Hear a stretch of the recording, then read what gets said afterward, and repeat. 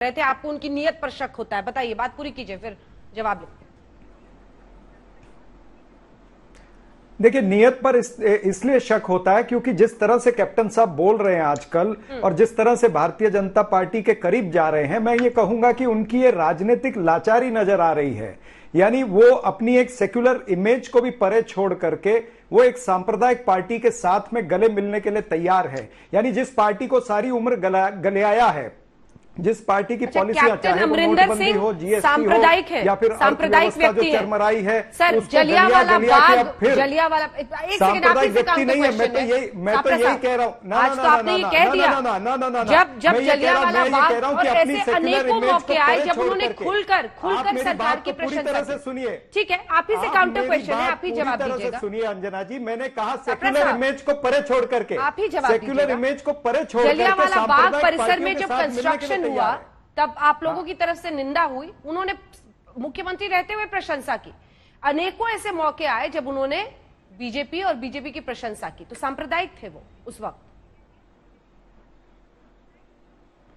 ना। मैंने आपको क्या कहा कि अपनी सेक्युलर इमेज को परे छोड़ करके सांप्रदायिक पार्टी के लिए जुड़ने के लिए तैयार हुए हैं। ये उनका राजनीतिक अवसरवाद नजर आता है, ये राजनीतिक लाचारी नजर आ रही है, ये मैंने कहा है। और जिस तरह से आज पंजाब के अंदर माहौल वो बनाना चाहते हैं, आने वाले समय में ये देखना होगा कि भारतीय जनता पार्टी कैप्टन साहब की चीयर लीडर बनती है या कैप्टन साहब बीजेपी के चीयर लीडर बनते हैं। ये जनता देखेगी और पंजाब की जनता इसके ऊपर निश्चित रूप से उत्तर देगी।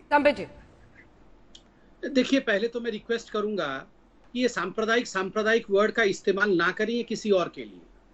5000 सिखों को सड़कों पे जलाने के पश्चात 84 के दंगों में ये सांप्रदायिक क्या बोल रही हैं? कौन सांप्रदायिक? 5000 सिखों को किसने जलाया? बड़ा पेड़ गिरता है तो धरती हिलती है, हंसने का विषय नहीं है। सापरा जी स्वयं एक सरदार है, मैं सम्मान करता हूं, अच्छे पढ़े लिखे व्यक्ति हैं। और यहाँ मैं सरदारों के बलि की बात कर रहा हूं, उनका नरसंहार की बात कर रहा हूं। इसमें कोई मुस्कुराने वाला विषय नहीं है। कोई भी सरदार, आज every Sikh in this country and the world is scared, उसके कारण उनके दिल में, उनके आत्मा में एक स्कार है। और आप यहाँ मुस्कुरा रहे हैं और आप सांप्रदायिकता की बात करें। नंबर 1। नंबर 2, कौन किसका चीयर लीडर बनेगा? कम से कम हम भाजपा के चीयर लीडर होगा क्या? इस पे मैं साहब, मैं आपके बीच में नहीं बोला, मैं बोल लूं फिर आप बोल लीजिएगा। देखिए, कौन किसका चीयर लीडर बनेगा, मगर कम से कम हम इमरान खान और बाजवा के चीयर लीडर तो नहीं है ना। आपकी नवजोत सिंह सिद्धू जाके जो ताता थैया कर रहे हैं इमरान खान के सामने और बाजवा के सामने, हम वो तो नहीं कर रहे हैं ना। चीयर लीडर बने हुए हैं पाकिस्तान के, और यहाँ बोल रहे हैं कौन किसका चीयर लीडर बनेगा। पहले लीडर ढूंढिए, फिर आपका चीयर होगा। आपके पास ना तो चीयर है ना लीडर है, हर जगह आपकी यही हालत है। चीयर होगा कैसे, लीडर ही नहीं है तो।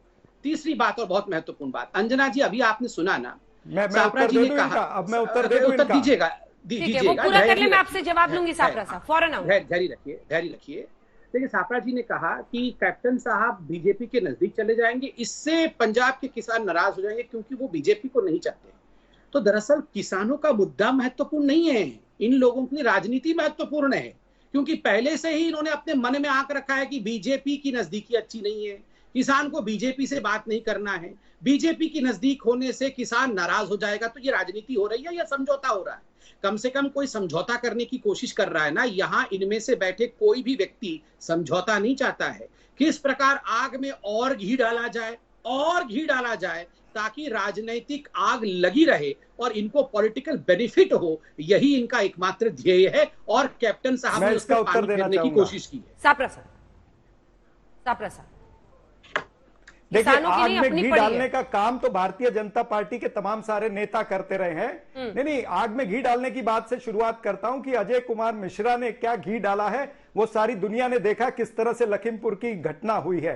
तो आग में घी डालने की बात जो है वो भारतीय जनता पार्टी हमेशा करती है और कोई पार्टी नहीं करती है।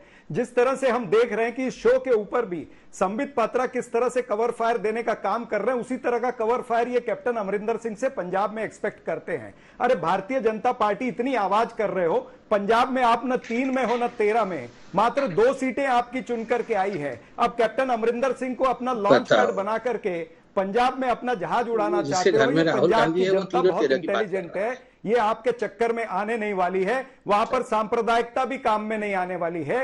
ये आपकी सारी बातें जो हैं ये चैनल के लिए मात्र ठीक है। भूमि पर तो आप न 3 में हो न 13 में है। तो ये आपकी परिस्थिति है, इसलिए आप भी खोज रहे हो कि कहीं ना कहीं आपको ऑक्सीजन मिल जाए। कोरोना काल में ऑक्सीजन की कमी हुई थी, लगता है राजनीति में भी भारतीय जनता पार्टी को, बीजेपी को पंजाब के अंदर ऑक्सीजन की कमी हो रही है, इसलिए कैप्टन साहब थोड़ी सी ऑक्सीजन आपको दे देंगे। संबित जी, 3 मिनट 13 जे में कैप्टन के जहाज पर आप सवार होकर उड़ना चाहते हैं? ये आप बताइए, ये 3 और 13 की बात हो रही है, ये पूरे देश में ना 3 में ना 13 में, ये क्या यहाँ पे गणित सिखा रहे हैं 3 और 13 की? ये पूरे देश में नहीं है 3 और 13 में। खैर छोड़िए, विषय पंजाब की बात करते करते और जाओगे। मैं आ रहा हूँ, मैं बीच में नहीं बोलता हूँ कभी भी मेरे भाई साहब, मैं बीच में कभी नहीं बोलती। आप लोग कांग्रेस के प्रवक्ता क्यों नहीं सीखते हैं कि बीच में नहीं बोलना है? नहीं, बोलिए बोलिए। नहीं, मैं आपको ये कह रहा हूँ कि मुद्दे पर पंजाब पर रहिए ना, रिक्वेस्ट कर रहा हूँ, पंजाब पर आप रहोगे। कहिए जरा शांति से सुनिए। प्लीज।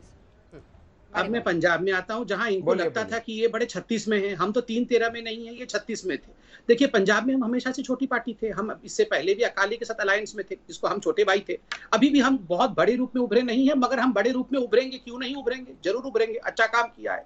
तीसरी बात है, कैप्टन साहब को कांग्रेस से बाहर का रास्ता दिखाना, कैप्टन साहब के मुख्यमंत्री होते हुए उनको अपमानित करना, बदनाम करना। अभी पंजाब के वर्तमान मुख्यमंत्री चन्नी साहब और नवजोत सिंह सिद्धू के बीच में क्या भाषा का प्रयोग किया था? चन्नी साहब के लिए क्या भाषा का प्रयोग किया था सिद्धू ने? वो भाषा दिखा भी नहीं सकते हैं। आप लोगों को उसको बीफ करना पड़ा था, आप लोगों को वो भाषा बंद करना पड़ा था टीवी में, क्योंकि जिस भाषा का प्रयोग एक दलित मुख्यमंत्री के लिए इनके अध्यक्ष ने, नवजोत सिंह सिद्धू ने किया था, वो पूरे देश ने सुना है। टीवी ने नहीं दिखाया क्योंकि वो भाषा सुनाई नहीं जा सकती, मगर मोबाइल में तो आता है ना। ये तो इनकी, आप 3 और 13 आप देखिएगा क्या होने वाला है आपका हश्र वहां पर।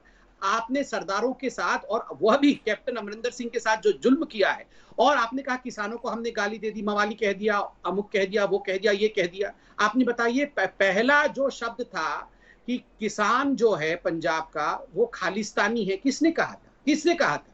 बिट्टू कौन है? रवनीत सिंह बिट्टू कौन है? रवनीत सिंह बिट्टू आप ही के परिवार का, अर्थात कांग्रेस परिवार का सांसद है, जिसने ऑन कैमरा, ऑन कैमरा, ये आप दिखा सकते हैं, कोई स्पष्टीकरण देते रहिए, ऑन कैमरा कहा